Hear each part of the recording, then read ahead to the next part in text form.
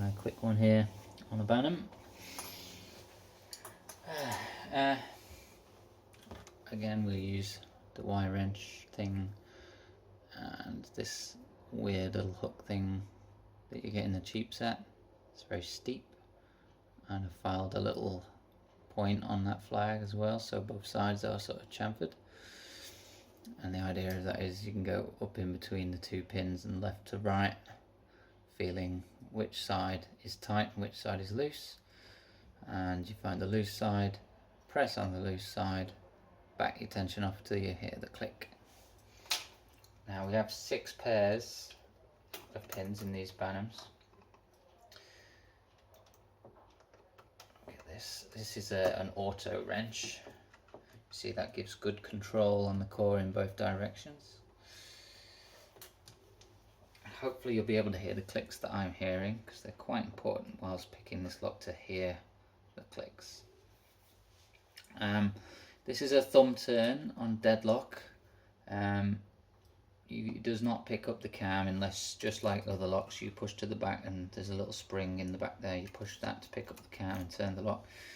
Yada yada, we know how to do that. Forget about it. And the purpose of me clamping it in the vise, it pinches on the cam, so it's more awkward to clamp it in a way that you're going to see that moving. So forget that at the moment. We'll just watch what the core is doing. Okay, so I'm starting at number 1 and I'm pushing my pick up into the 2 pins. These are the 2 pins. I'm pushing my pick up into the 2 pins to see if my pick will slip between them or not. If it slips between them, that means that I need to set this pair of pins. And the way I will do that is I will push left and push right. And it'll only push in one direction. It will be solid to the right maybe, and the left one will spring, leaving that one to travel with it, I suppose. But you won't push it one way, but it will push the other way. You push it that springy way. You let off your tension and actually turn it backwards a bit until that top pin clicks down to meet, and then you should no longer be able to push your pick between those 2 pins. You can move on to the next one and so on until the lock opens. Obviously, when you're backing off your tension to allow these things to click down, you may drop others if you've not got them in the correct order. So you'll just keep dropping them, going back and resetting them until by default you pick them in the right order. So let's start. We'll start with pin set 1. My pick pushes up between them, and because it's right at the front of the lock, I can actually see that I can push the pins over to the left. So I'll do that and see if you can. Let's see if we can hear a click when I back tension off. Okay, so that was a click, and now if I try and push my pick up, I can't get between those anymore. That's set. And now we'll feel with the tip of the pick. We'll count 1, 2. We're on the second set, and I can slide up between them. And by moving my pick now side to side, we can get a feel of which way we need to push. So 1, 2.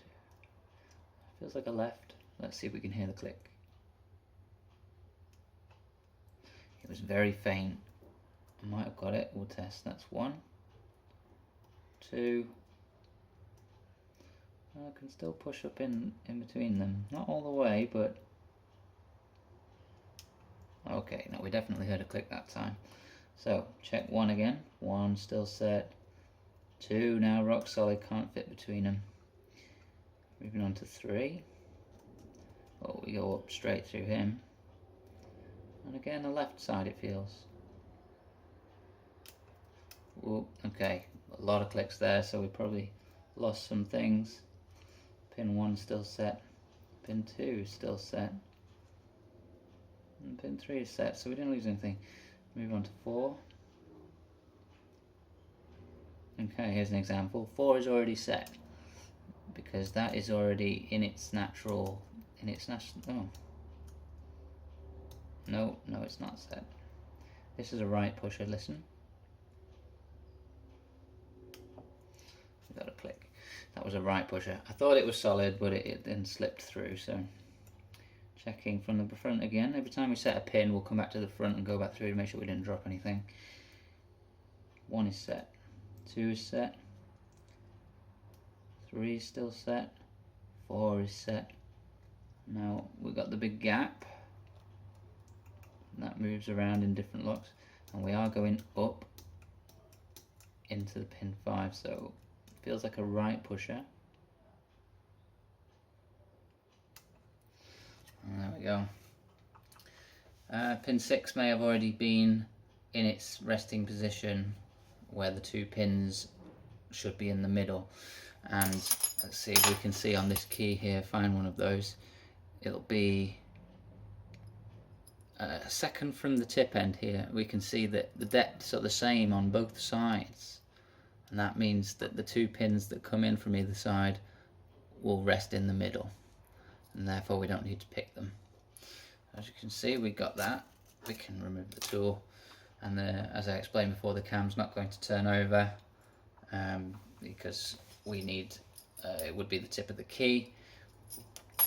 Actually, let's see if we can get it, just for the sake, because I know people will complain about it not being an open lock if we don't move the cam. Okay. Let's say it was in this position because we've opened it to the left. So let's see if we can get a hold of that cam. If we find the spring at the back, and there it pulls the cam over. You just got to keep that wedged, and now we can turn the lock.